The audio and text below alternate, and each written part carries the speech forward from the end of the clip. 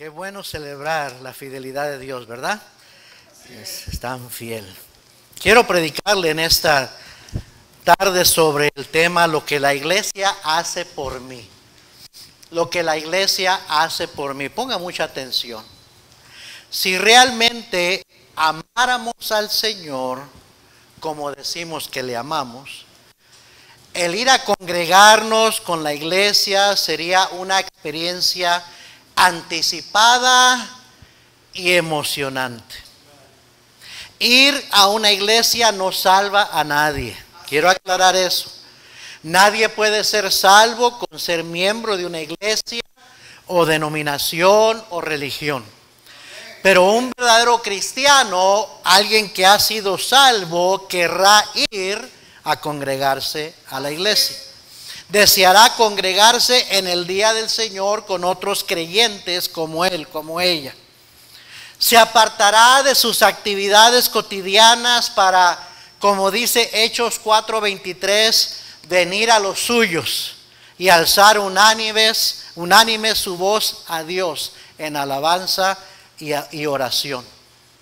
Muchos cristianos por todo el mundo no gozan poder congregarse en el día del Señor, ya sea por enfermedad, por edad avanzada. Llega el tiempo donde muchos hermanos ancianitos ya no pueden ir a una iglesia a congregarse. Y si Cristo tarda en venir, para allá vamos usted y yo. Algunos no pueden porque no hay una iglesia y un pastor en donde viven. No hay un lugar donde congregarse. Y sí hay creyentes regados por cada rincón del mundo hoy en día. Pero no podríamos decir que hay una iglesia por cada rincón del mundo, porque no las hay. Y a veces algunos son creyentes, han sido salvos en algún otro lugar, una campaña visitando, o un ganador de almas les habló, pero no hay una iglesia donde congregarse.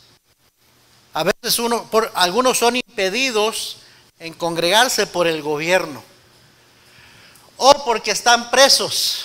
Se sorprendería cuántos hermanos en Cristo hay encarcelados. ¿Cómo? ¿Es el último lugar donde yo imagino que hay muchos cristianos? Sí, mucha gente se convierte a Cristo en la cárcel. Sí, ya que los ha alcanzado sus malos caminos, ya que se han verdaderamente arrepentido, están ahí y quisieran ir a una iglesia, pero ya no pueden. O algunos porque tienen trabajos que les exigen trabajar los domingos. Y yo entiendo eso perfectamente. Lo que no entiendo es que cristianos no oren y confíen en Dios y empiecen a buscar otro trabajo que no les pone a trabajar el día domingo. Si Dios es grande y si usted cree en un Dios que nada es imposible para Él puede darle un trabajo de lunes a sábado y que no tenga que trabajar el domingo. Muchas veces es puro pretexto, pura excusa. ¿Sí me está siguiendo? Mire, le voy a dar un tip. Cuando vaya a pedir un trabajo, desde que va a llegar, dígales: no puedo trabajar los domingos. Pues no, entonces no era la voluntad de Dios para usted. No se preocupe, Dios tiene otro trabajo para usted.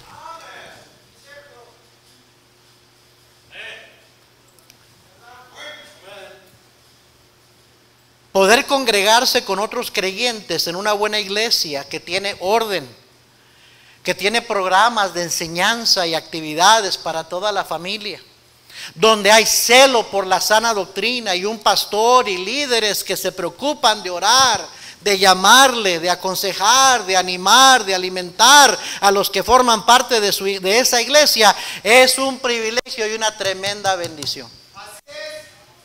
Alguien dijo: no se aprecia lo que uno tiene hasta que lo pierde. Veremos algunas características de congregarse con el pueblo de Dios y la respuesta a la pregunta: ¿qué hace la iglesia por mí? ¿Qué gano yo con ir a la iglesia?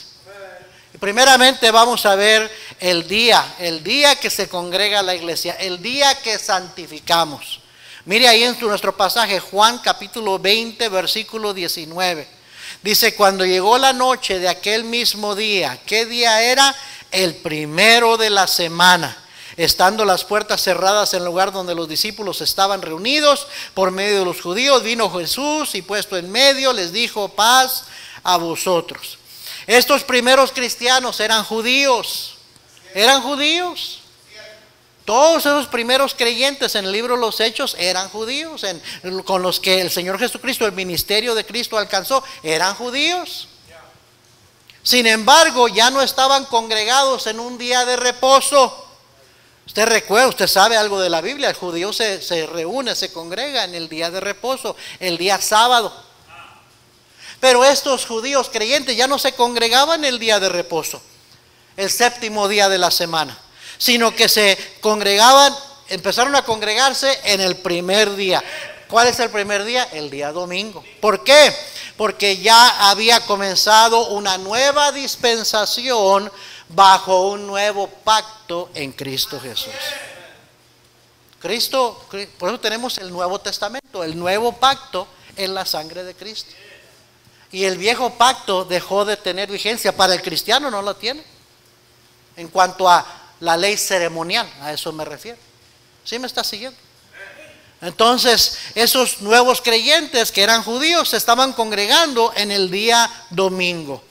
El séptimo día para el judío conmemora la creación de Dios. Fue Dios que al terminar su creación reposó en el día séptimo y mandó que se santificara el día de reposo. Y era para conmemorar la creación de Dios. Pero ese día solemne para el judío ahora había sido sustituido por esos nuevos creyentes por el primer día de la semana, oiga bien, para conmemorar la resurrección de Cristo y una nueva creación. Porque en Cristo somos hechos una nueva creación. De modo que si alguno está en Cristo, nueva criatura es. Las cosas viejas pasaron y aquí todas son hechas nuevas. Los cristianos han santificado el primer día de la semana, el día del Señor, así se le llama, el día del Señor Jesucristo, y se han congregado en ese día para adorar y orar y ser alimentados por la palabra de Dios desde los tiempos apostólicos en el libro de los Hechos. Es importante saber, primeramente, que el día del Señor ya había sido señalado figuradamente desde la fiesta judía de los primeros frutos, un festival que era figura de la resurrección de Cristo. Mire Levítico 23, deje una marca en Juan 20, ahorita regresamos allá, pero Levítico 23, Levítico 23, versículo 15.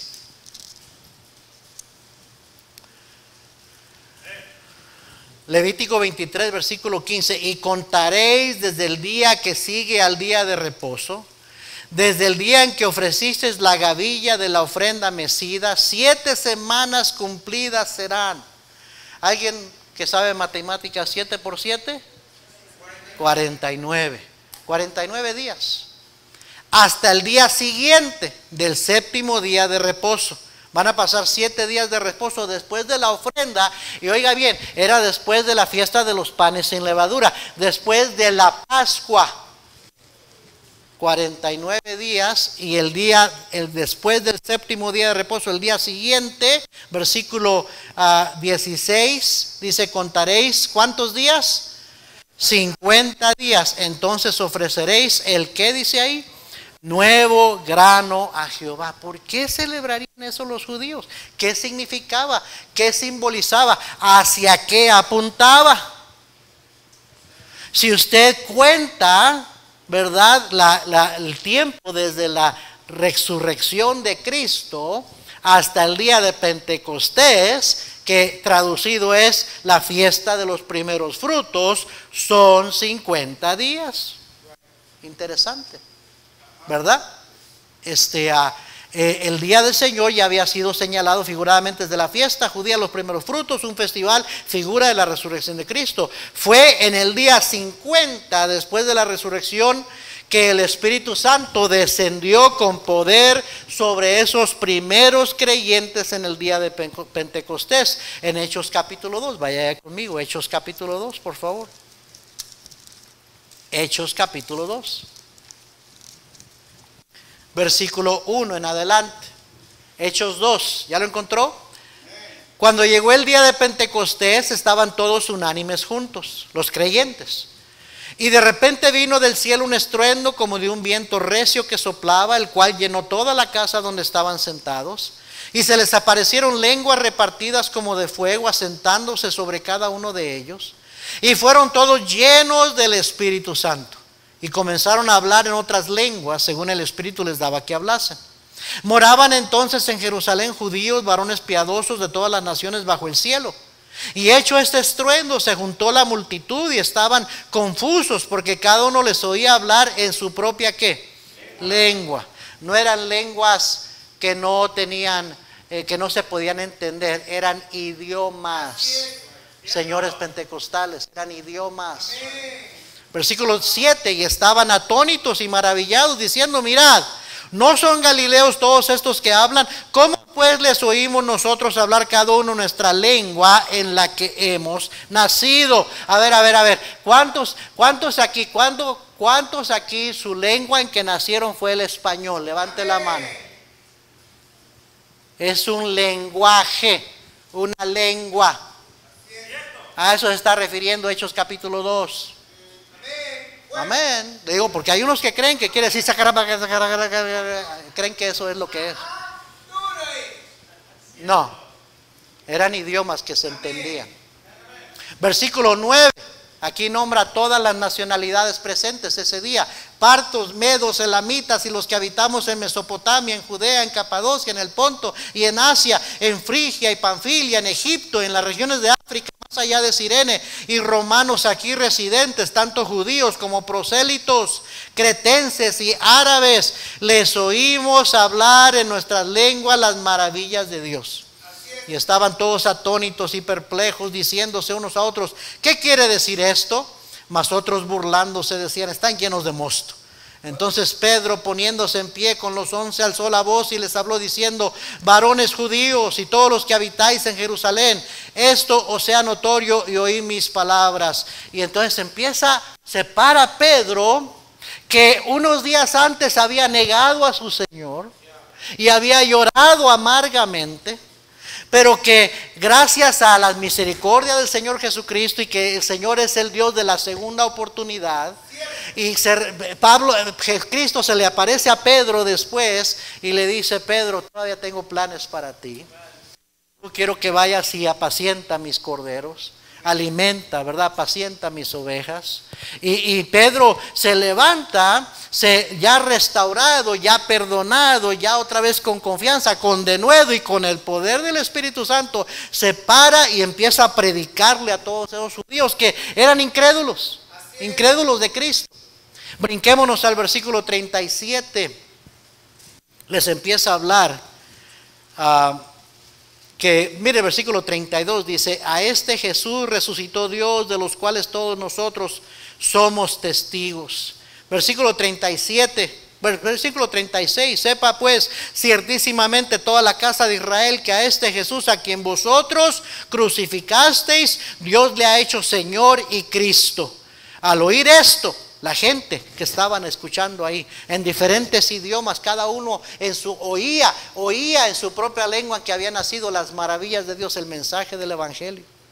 Al oír esto se compungieron de corazón y dijeron a Pedro y a los otros apóstoles: varones, hermanos, ¿qué haremos? Pedro les dijo: arrepentíos y bautícese cada uno de vosotros en el nombre de Jesucristo para perdón de los pecados, y recibiréis el don del Espíritu Santo, porque para vosotros es la promesa, y para vuestros hijos y para todos los que están lejos, por cuantos el Señor nuestro Dios llamare. Y con otras muchas palabras testificaba y les exhortaba, diciendo: sed salvos de esta perversa generación. Así que los que recibieron su palabra, los que recibieron a Cristo, fueron bautizados, y se añadieron aquel día como 3,000 personas. Ahí están esos primeros frutos. Desde el Levítico se estaba señalando. Recuerde que todo el Antiguo Testamento apuntaba y señalaba hacia Cristo Jesús. Y aquí vemos los primeros frutos del mensaje el mensaje de la predicación del reino de Dios que se había acercado, del evangelio de Cristo Jesús, su muerte, sepultura y resurrección. Aquí el Espíritu Santo obrando en corazones, convenciendo corazones, se arrepienten, reciben la palabra, reciben a Cristo y se bautizan y son añadidos a ese grupito de 120 hermanos reunidos en el aposento alto. Ahora 3,000 son añadidos y bautizados y añadidos a esa iglesia. ¿Sí me está siguiendo? Amén. Congregarse en el primer día de la semana fue una práctica de esa primera iglesia nuevo testamentaria con el fin de adorar, presentar sus ofrendas al Señor, observar la comunión, la cena del Señor y predicar el evangelio. Mire, Hechos 20, versículo 7. Hechos 27. Aquí ya han pasado muchos años. Es el ministerio del apóstol Pablo. Pero siguen congregándose el primer día de la semana. Versículo 7, el primer día de la semana, reunidos los discípulos para partir el pan, o sea, para observar la cena del Señor. Pablo les enseñaba, habiendo de salir el día siguiente, y alargó el discurso hasta ¿qué? Hasta la medianoche. Eso lo quise añadir ahí nomás para que no piensen que estamos saliendo muy tarde. El apóstol hasta la medianoche alargó el discurso. Yo nada más hasta la 1 y ahí terminamos, ¿ok?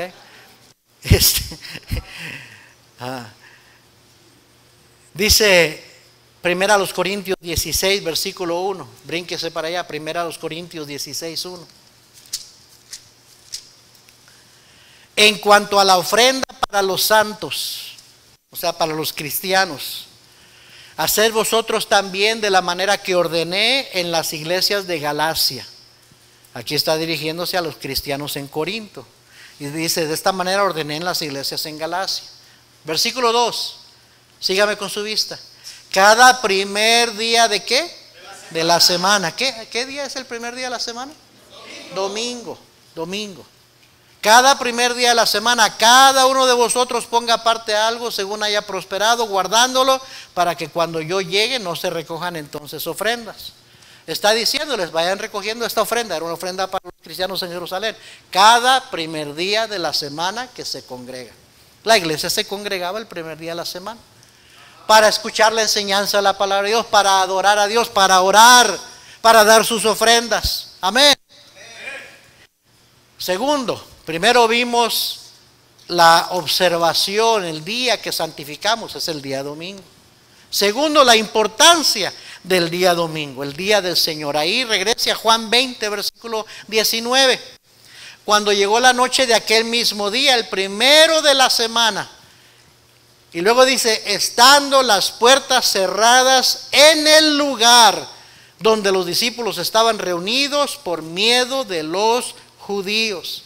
Dice aquí la Biblia que estando las puertas cerradas donde los discípulos estaban reunidos. Ahora, estaban allí por miedo de la persecución de los judíos.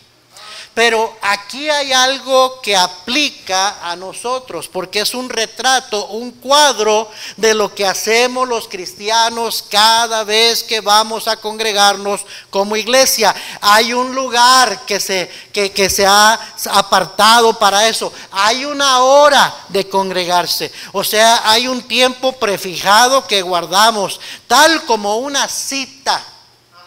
El cristiano tiene una cita con otros cristianos para congregarse en el día del Señor. ¿Para qué? Para encontrarnos con Él, para encontrarnos con Cristo. Porque ahí en la última parte del versículo 19, cuando dice que estaban reunidos, que vino Jesús y puesto en medio les dijo, paz a vosotros. ¿Se acuerda cuando Cristo les prometió allá en Mateo 18:20 a los 12, nada más a los 12? En ese entonces eran nada más 12. Les dijo, porque donde están 2 o 3 congregados en mi nombre, ahí estoy yo en medio de ellos. Qué bueno que no se toma una multitud para que esté Cristo congregado ahí en medio de ellos. Jesús dijo, donde hay 2 o 3 congregados en mi nombre, Nomás asegúrense que están congregados como iglesia en mi nombre y ahí estoy yo en medio de ellos. Amén. Cuando comenzamos la obra éramos mi esposa y yo y esa señora que vino a visitarnos ese primer domingo. Y luego el siguiente domingo creo que tuvimos otros 2 o 3 más. Y luego el siguiente domingo tuvimos otros 3, 4 más. A las 8 semanas llegaron 28 personas. 7 fueron salvos, 7 fueron bautizados. Y empezó a crecer rápidamente. 25, 30, 35, 40. Para principios de diciembre del 97 éramos casi 50 personas. Empezó al principio de año y empecé a predicar un poquito más de Biblia y me dejaron como el 80% y nos quedamos otra vez con un grupito como de 10. La palabra de Dios es como una espada que corta. A veces la verdad no nos gusta escucharla. Y yo veía, estos son nuevos hermanos, nuevos creyentes, necesito empezar a predicarles más Biblia, necesito predicarles más carne, ¿verdad? Espiritual. Pues algunos no aguantaron y se fueron.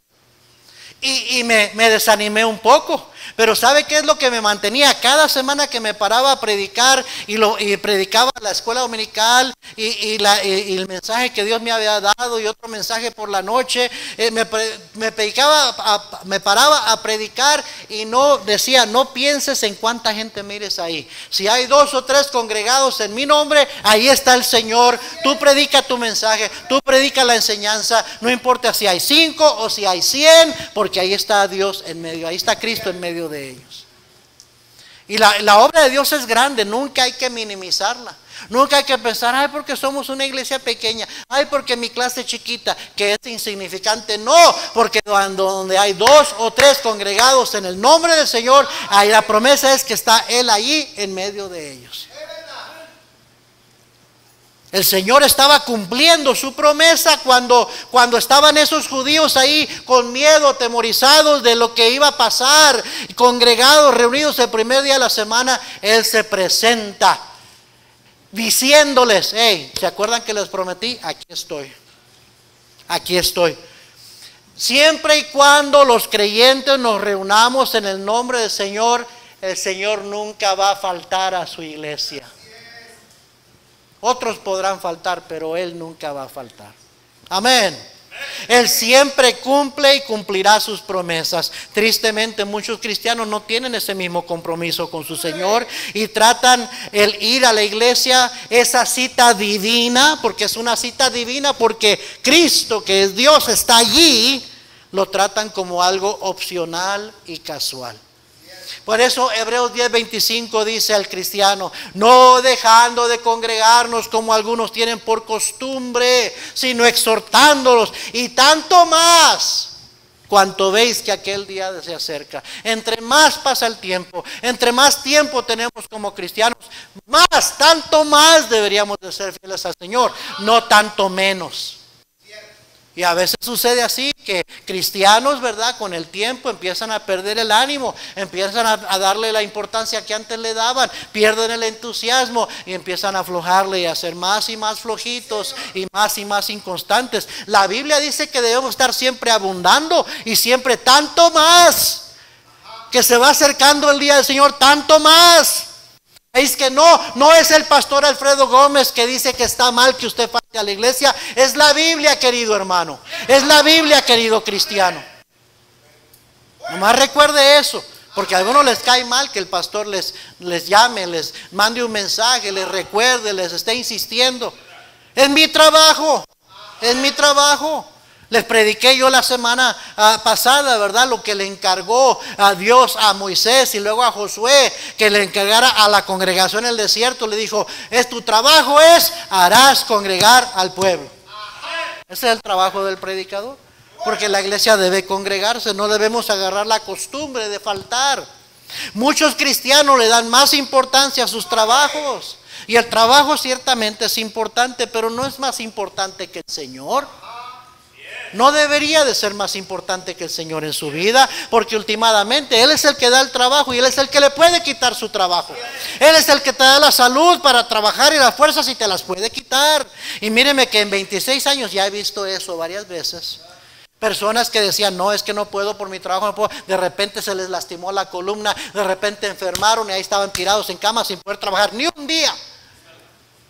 Y ahí va el pastor a visitarlos y a orar por ellos. Ayuda a mi hermano y levántalo, Señor, porque está enfermo. Y se levantó y empezó a ser fiel a la iglesia. A veces Dios tiene que actuar algo así para que algunos lo tomen en serio su vida cristiana.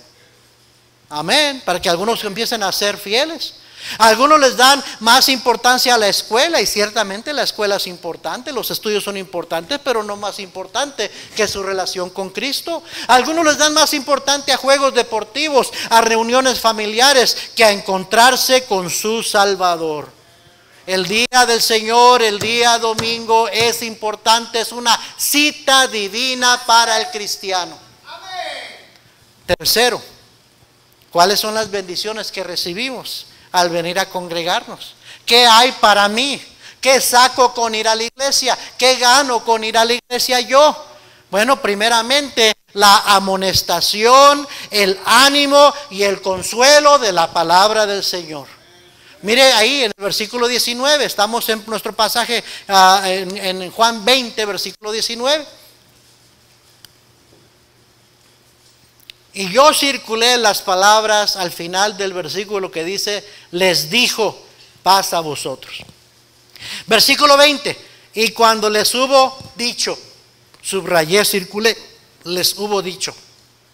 Versículo 21, entonces Jesús les dijo otra vez, circulé las palabras, les dijo otra vez.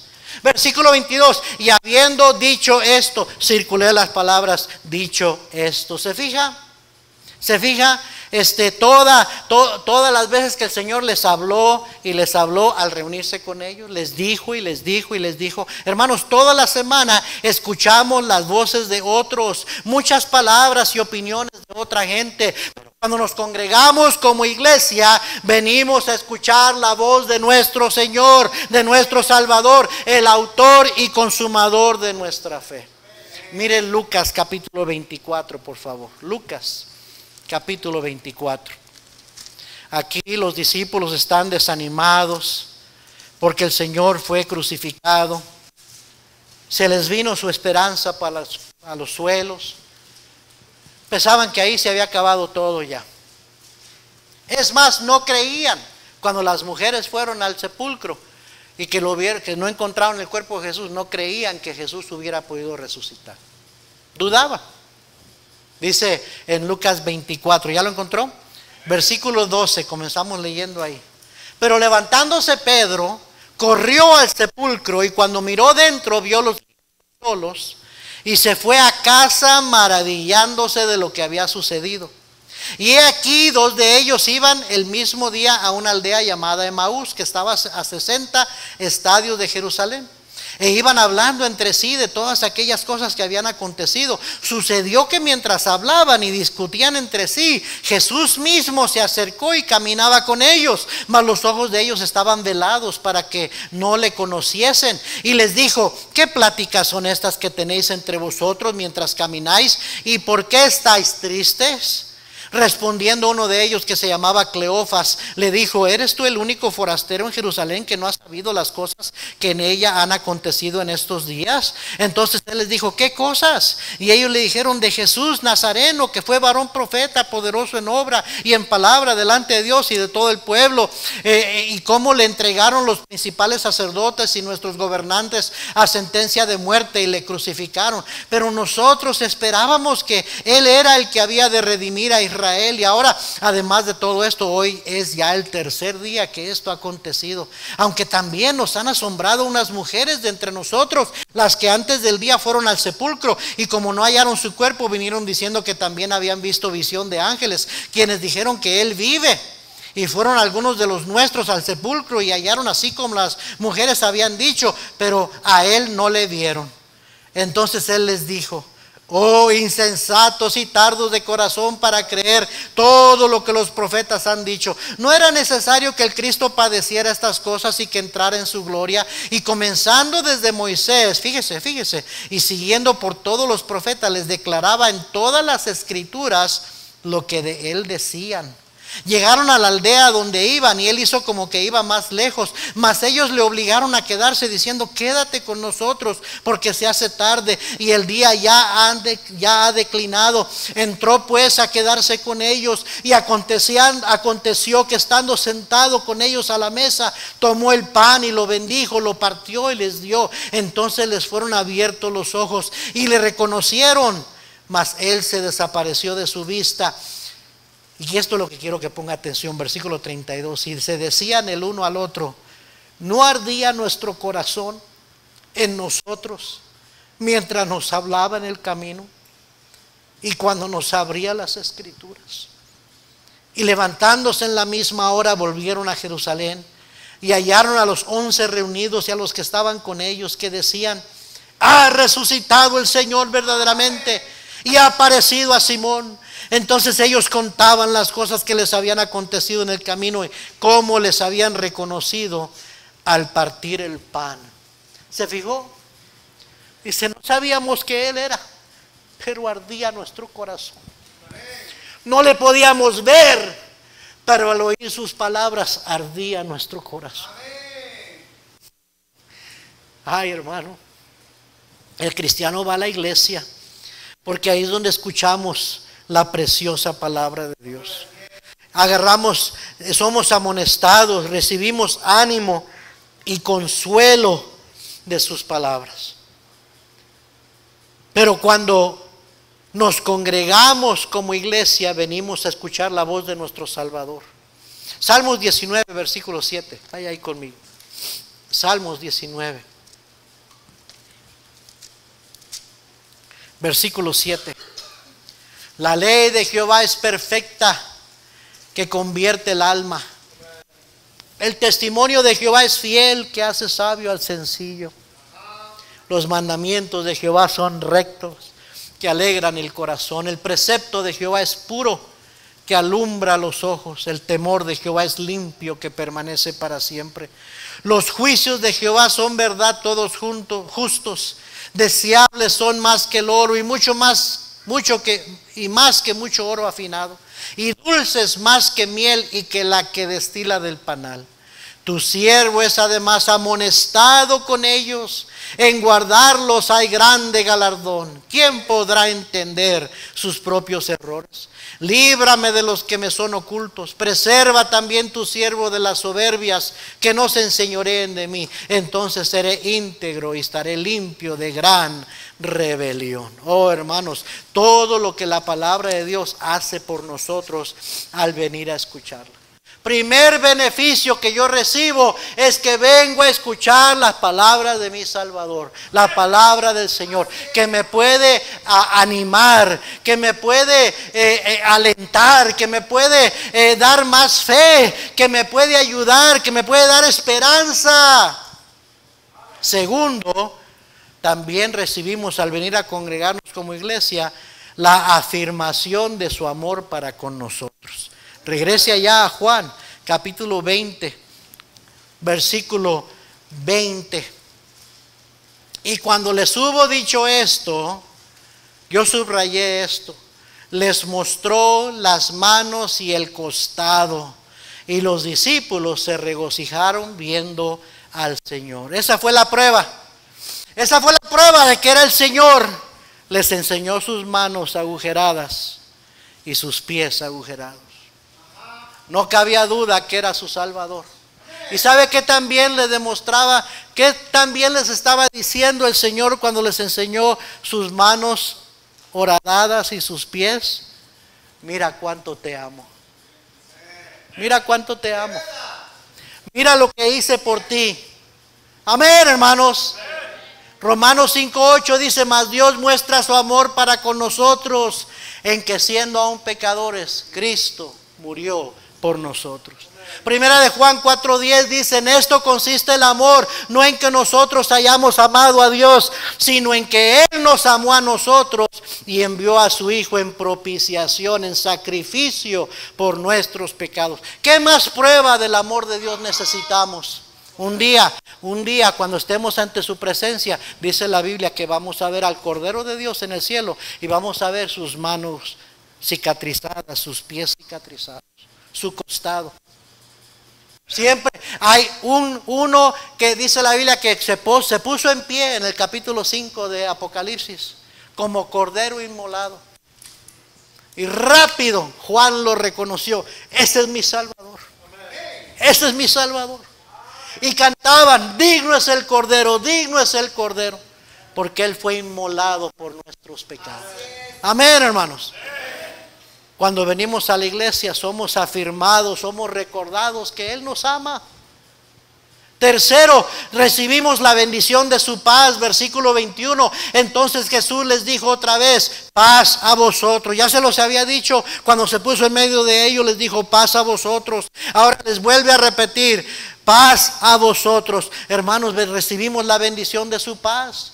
Allá en Juan 14:27 Cristo dijo, la paz os dejo, mi paz os doy, yo no os la doy como el mundo la da. No se turbe vuestro corazón, ni tenga miedo. La iglesia es el lugar donde se puede hallar esa paz, porque Cristo está aquí entre nosotros. Efesios 2:14, hablándole a la iglesia acerca de la importancia de la iglesia y de congregarse, hablando de Cristo, dice, porque Él es nuestra paz. Primera de Pedro 5:7 dice, echando toda vuestra ansiedad sobre Él, porque Él tiene cuidado de vosotros. A veces el mundo nos turba. Dijo el Señor Jesucristo, en el mundo tendréis aflicción. Hay aflicciones en esta vida, pero podemos venir y echar nuestra ansiedad a sus pies. Podemos traer esa aflicción y Él tiene cuidado de nosotros. Y Él nos da esa paz que sobrepasa todo entendimiento. Dice Filipenses 4:6 y 7. Isaías 26:3 dice, tú guardarás en completa paz a aquel cuyo pensamiento en ti persevera, porque en ti ha confiado. Recibimos la bendición de su paz. Recibimos la afirmación de su amor para con nosotros. Amén. También recibimos el conocimiento de su voluntad. Versículo 21. Entonces Jesús le dijo otra vez, paz a vosotros, como me envió el Padre, así también yo os envío. Al presentarse ahí, el Señor les dijo cuál era su voluntad para ellos. Tengo un plan para ustedes. Romanos capítulo 12 y versículo 1 dice, así que hermanos, os ruego por las misericordias de Dios que presentéis vuestros cuerpos en sacrificio vivo. Óigame, Cristo no pide un sacrificio muerto. Cristo nunca le va a pedir que usted dé su vida por Él. Aunque muchos cristianos ciertamente han estado dispuestos a dar su vida por Él. Pero el Señor no pide un sacrificio muerto, Él pide un sacrificio vivo. Muchos cristianos dicen, yo moriría por el Señor, pero son hipócritas porque no están dispuestos a vivir para el Señor. Él pide un sacrificio vivo, dice, presenta tu cuerpo. Eso es lo que estamos haciendo usted y yo aquí el día de hoy. Nos presentamos nuestro cuerpo, o sea, físicamente agarré mi carne, mi cuerpo y me la traje a la iglesia a sentarme aquí, a presentarme delante del Señor, ¿sí o no? Y dice, os ruego por la misericordia de Dios que presentéis vuestros cuerpos en sacrificio vivo, santo, agradable a Dios, que es vuestro culto racional. Culto racional es servicio razonable. Es lo menos que puedes hacer después de todo lo que el Señor ha hecho por ti. Lo menos que puedes hacer es ser fiel y ser constante. Y luego dice versículo 2, no os conforméis a este siglo, al sistema de valores de este mundo, sino transformaos por medio de la renovación de vuestro entendimiento, para que comprobéis cuál sea la buena voluntad de Dios, agradable y perfecta. Venimos a la iglesia, ¿sabe para qué? Para recibir el conocimiento de su voluntad. Pobre de aquel cristiano que anda fuera de la voluntad de Dios. El lugar más triste, más desdichado, más peligroso es fuera de la voluntad de Dios para el cristiano. Lo peor que le puede pasar a un cristiano no es morirse. Pablo dijo bien claro, para mí el morir es ganancia y el vivir es Cristo. Morir no es lo peor que le puede pasar. Lo peor que le puede pasar a un cristiano es salirse de la voluntad de Dios para su vida. El dentro de la voluntad de Dios es el lugar más seguro, más bendecido. Fuera de la voluntad de Dios te atienes a que te pasen un montón de cosas malas.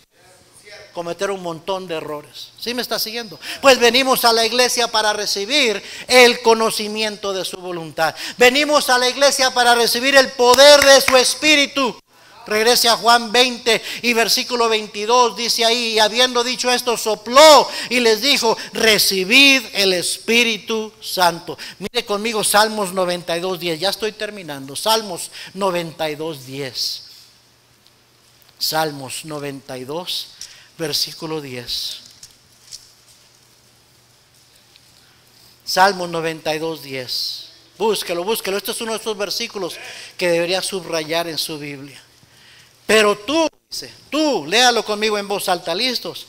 Pero tú aumentarás mis fuerzas como las del búfalo. Seré ungido con aceite fresco. Esas palabras tienen un tremendo simbolismo. Usted sabe que el aceite en la Biblia es tipo del Espíritu Santo de Dios.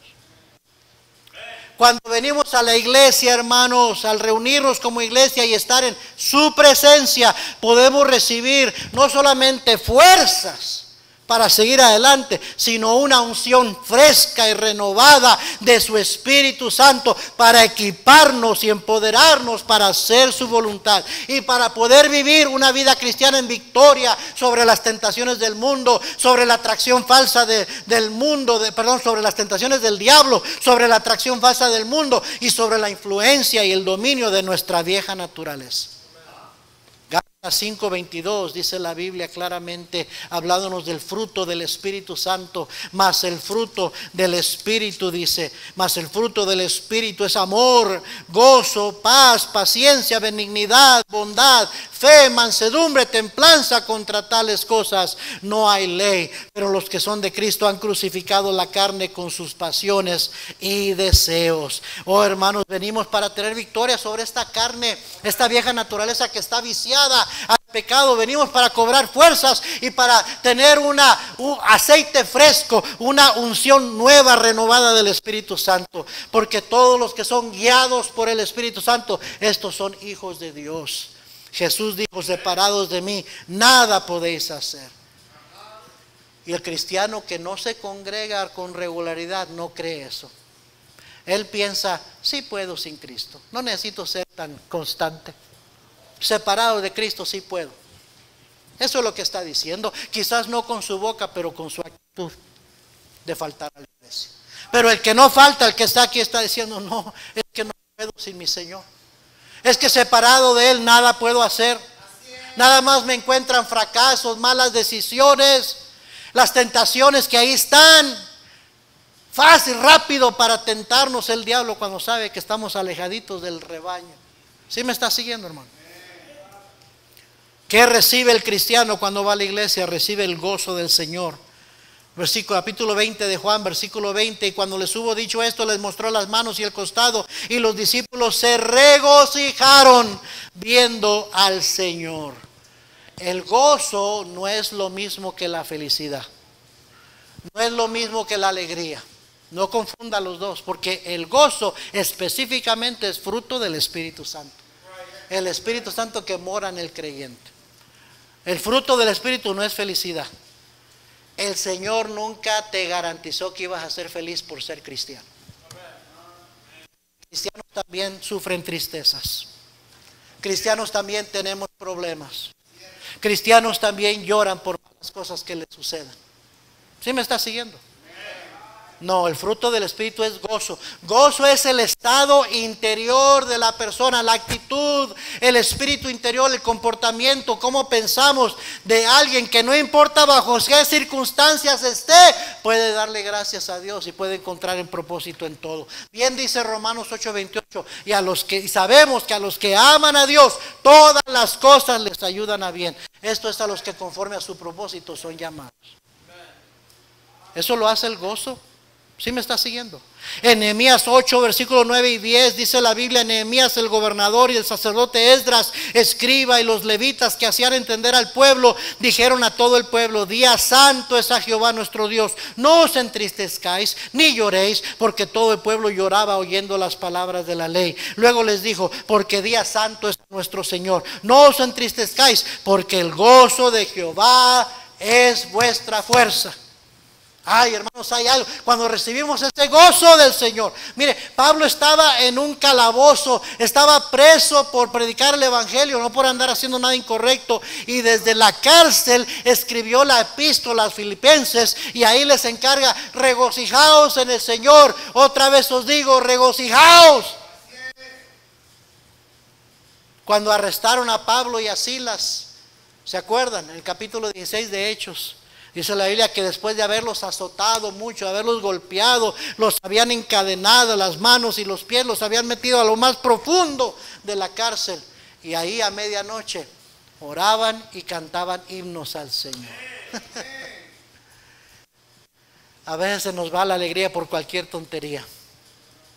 Pero cuando un cristiano está en comunión con el Señor, está fortalecido con el gozo del Señor, eso no te lo quitan las circunstancias, querido hermano. Cuando cualquier cosa te agüita, te desanima, es porque no tienes el gozo del Señor en tu vida. Nos convertimos en pesimistas.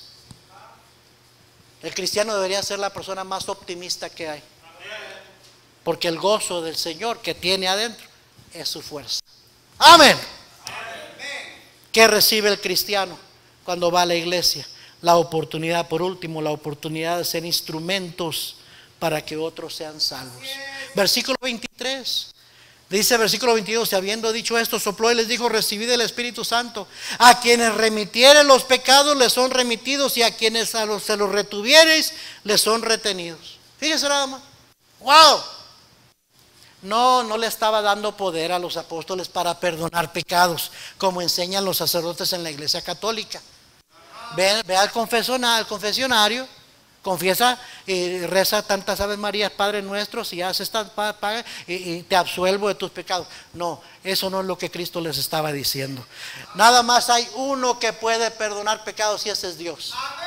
Ni un hombre pecador puede perdonar pecados.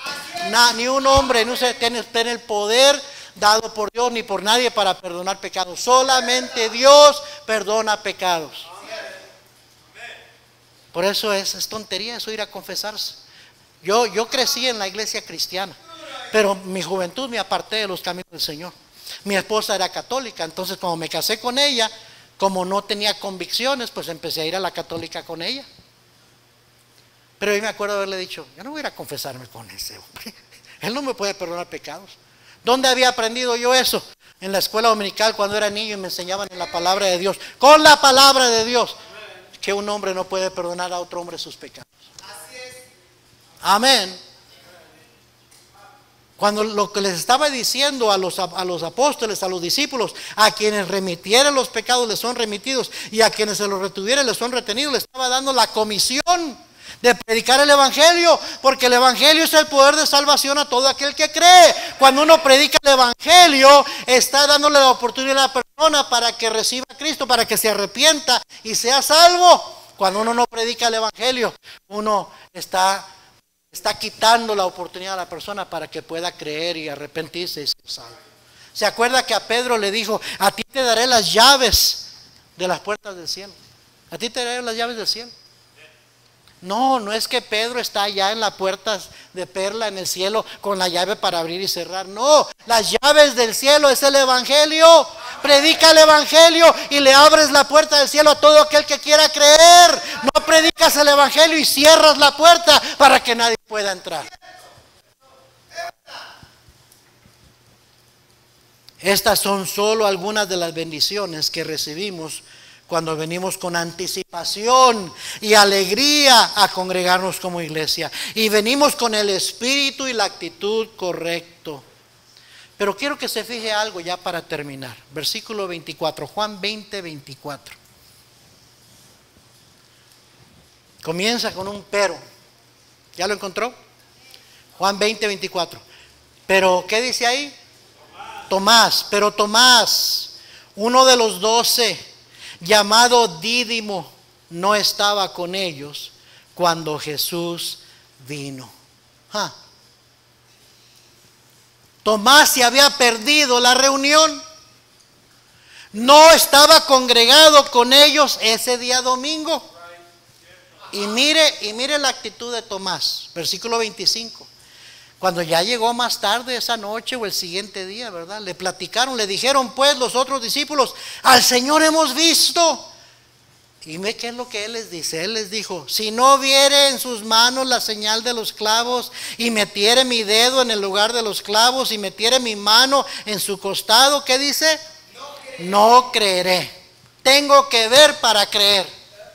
Eso que ustedes me cuentan es muy fantástico, no puede ser. Tengo que verlo para creerlo. Hay tantos cristianos como Tomás el Dídimo. En inglés le llaman Doubting Thomas, el que duda. Eso pasa cuando no ponemos al Señor primero, cuando no le damos prioridad a congregarnos. Porque la Biblia dice, Romanos 10:17, así que la fe es por el oír, y el oír por la palabra de Dios. Hebreos 11:1 dice: es pues la fe la certeza de lo que se espera, la convicción de lo que no se ve. Y también dice ahí en Hebreos 11:6, pero sin fe es imposible que agradar a Dios. Pero la fe viene por el oír, y el oír por la palabra de Dios. Tomás no estaba ahí, no escuchó las palabras del Señor. Y por eso cuando le dijeron, dijo: hasta no poner mis manos y tocar, y hasta no ver, no voy a creer. Primera a los Corintios 1:21 dice: agradó a Dios escoger la locura de la predicación para salvar a los creyentes. Dios es el que dijo eso, no yo, hermanos. Que la fe es por el oír, y el oír por la palabra de Dios está en la Biblia, no lo digo yo. No es mi terquedad, no es mi insistencia, no es mi afán porque usted venga y no se pierda. No, es que usted tiene una fe. Supongo que usted tiene una fe en Cristo, si no, no estuviera aquí. Usted cree en el Señor, usted ha puesto su fe en el Señor, pero si no se alimenta esa fe, si no escucha, su fe se va a quedar una fe minúscula, una fe enana, que dice: tengo que ver y tocar para creer. ¿Sí me está siguiendo? Sin embargo, cuando fue la siguiente semana Tomás, Juan 20:26, mire conmigo lo que sucede ahí. 8 días después estaban otra vez sus discípulos dentro, y con ellos Tomás. Llegó Jesús estando las puertas cerradas, y se puso en medio y les dijo: pasa a vosotros. Igualito que el domingo anterior. ¿Por qué? Porque Cristo siempre va a estar presente. Sí, Cristo siempre va a cumplir su palabra. Usted podrá faltar, Cristo no va a faltar. Y cuando usted falta, Él lo va a extrañar. ¿Dónde está fulano? ¿Dónde está mi hijo? ¿Dónde está mi hija? ¿Por qué no vino a la iglesia el día de hoy? Porque Él siempre va a estar allí. ¿Sí me está siguiendo? Luego dijo a Tomás, el Señor se dirige a Tomás: a ver, Tomás, ven. Agarra tu dedo, pon aquí tu dedo y mira mis manos, y acerca tu mano y métela en mi costado, y no seas incrédulo, sino creyente. Entonces Tomás respondió y le dijo: Señor mío y Dios mío. Porque vio, porque tocó, creyó. Pero mira el versículo 29, Jesús le dijo: porque me has visto, Tomás, creíste. Bienaventurados los que no vieron y creyeron. Según los Corintios 5:7 dice: porque por fe andamos, no por vista. El cristiano anda por fe, no por vista. El diablo quiere que nos dejemos influenciar y mover de acuerdo a lo que vemos, de acuerdo a lo mala que está la situación, de acuerdo a lo mal que está el problema. Cristo quiere que usted viva por fe. Dice 2 Corintios 4, 16 al 18: por tanto no desmayamos.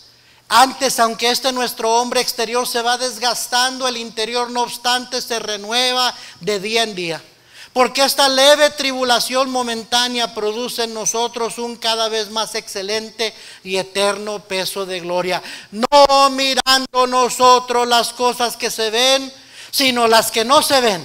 Pues las cosas que se ven son temporales, pero las que no se ven son eternas. Déjeme terminar con esto, cristiano. Usted va a ser un cristiano que vive por fe o uno que anda por vista, en gran parte de acuerdo a su consistencia o inconsistencia en venir a la iglesia.